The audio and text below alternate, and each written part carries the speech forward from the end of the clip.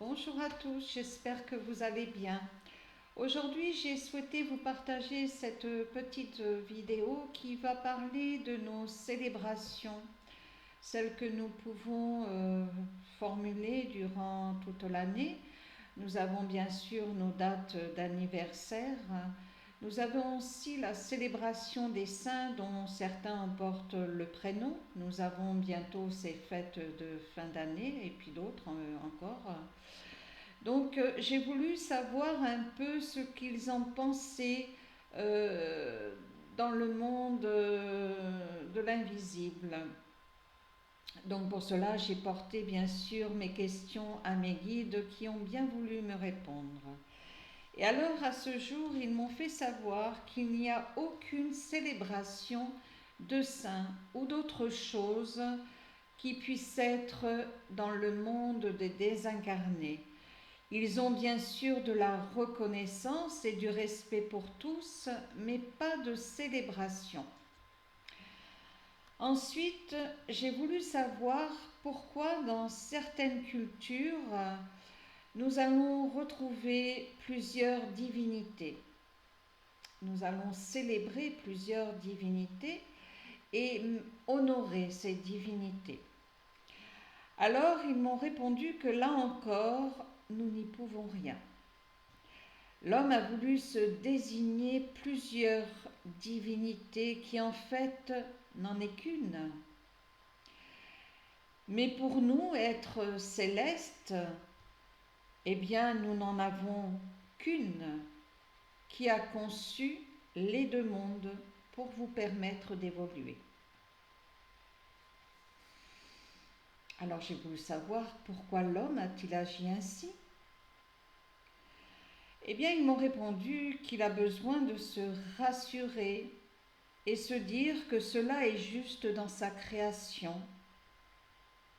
L'homme a besoin effectivement peut-être de se procurer une certaine reconnaissance, un certain pouvoir, mais ceci n'est pas de la parole de notre divinité, de notre Créateur. Et alors, j'ai voulu savoir pourquoi notre Créateur n'intervient-il pas? Eh bien, il vous a laissé vous former à vos croyances, m'ont-ils répondu, du moins à celles qui vous correspondent le mieux. Est-ce une offense, ai-je demandé? Non, pas du tout. Cela est votre éveil. Il s'agit de bien faire savoir que tout cela est votre formation terrestre, que pour nous, nous ne nous y trouvons pas car nous ne sommes plus de la matière. Mais pour vous, rassurez-vous, vous avez besoin de ces croyances. Ensuite, j'ai voulu demander, mais quelles sont les vraies paroles, les véritables bons textes de loi donnés par l'univers? Et là, il m'a été transmis de vous rappeler, de vous partager qu'il était nombré de 13 lois à peu près de l'univers. Je vais vous en citer quelques interprétations. Nous avons la loi de l'unité, où tout est un dans l'univers. Le tout est éternel et infini, ce qui représente l'unité.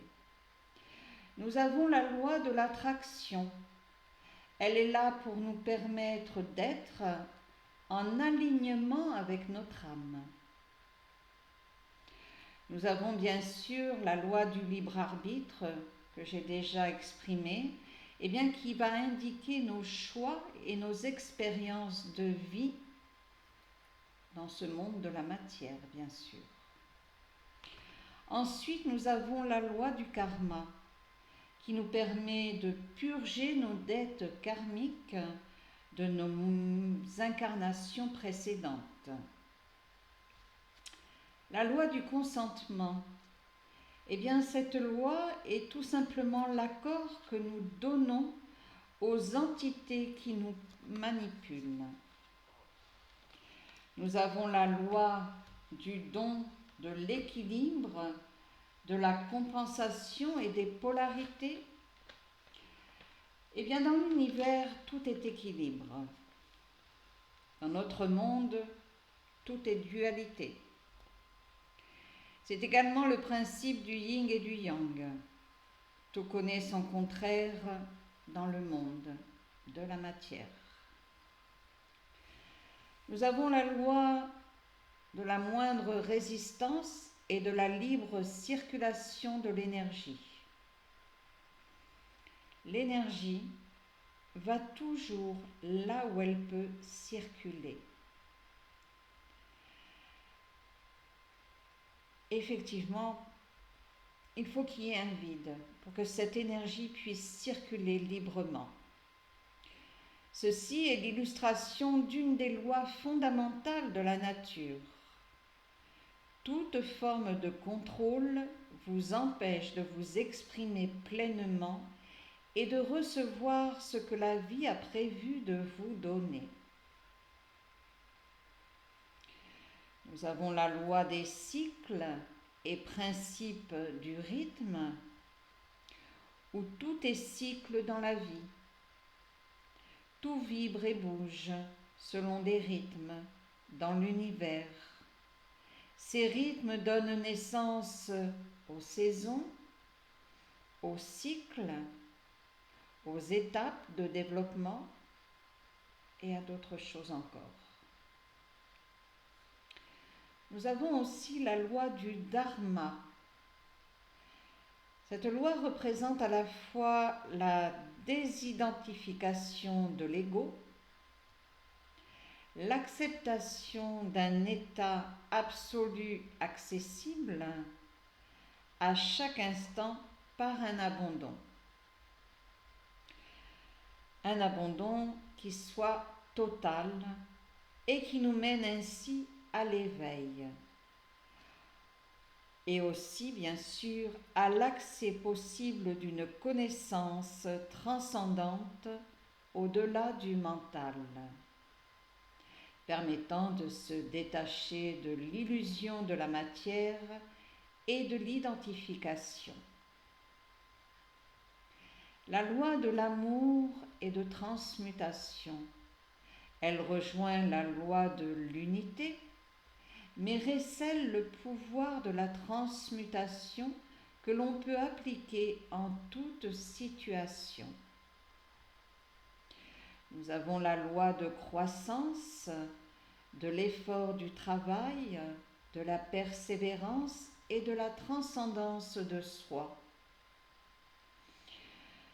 Toute pensée, toute intention, tout nouvel objectif ou habitude qui n'est pas suivi par une action consciente perd la quasi-totalité de l'énergie d'impulsion émise au départ. L'effort physique et l'effort de l'esprit sont nécessaires et sont les seuls moyens de se perfectionner. C'est en se permettant de faire des erreurs que l'on s'autorise à apprendre et à avancer sur notre chemin spirituel. Retenez bien cette loi, car effectivement beaucoup d'entre nous avons tendance à nous laisser bloquer par l'erreur que nous avons commise. Comprenez bien que nous avons besoin de commettre des erreurs. Les erreurs que nous commettons sont notre expérience de vie, sont notre réveil spirituel.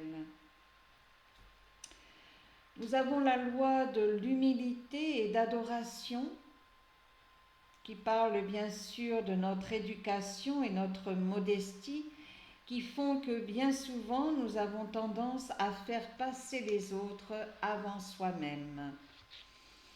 Ça aussi, effectivement, je pense que beaucoup d'entre vous arriveront à se reconnaître là dans cette loi.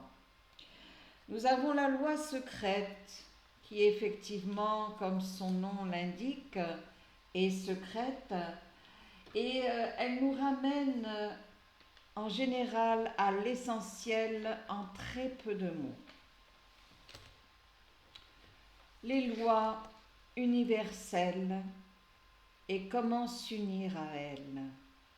Eh bien, tout simplement en vous laissant fusionner avec la conscience du Créateur, l'intelligence cosmique, l'univers, se connecter à la source qui peut s'exprimer à travers l'âme et son corps physique. Je souhaite sincèrement que ce partage aujourd'hui dans ma vidéo va pouvoir vous éclairer, va vous aider aussi à comprendre certaines choses qui nous différencient du monde des désincarnés et de toutes ces croyances que nous retenons avec nous, en pensant bien sûr que cela est juste, car bien souvent certaines font partie de notre éducation reçue.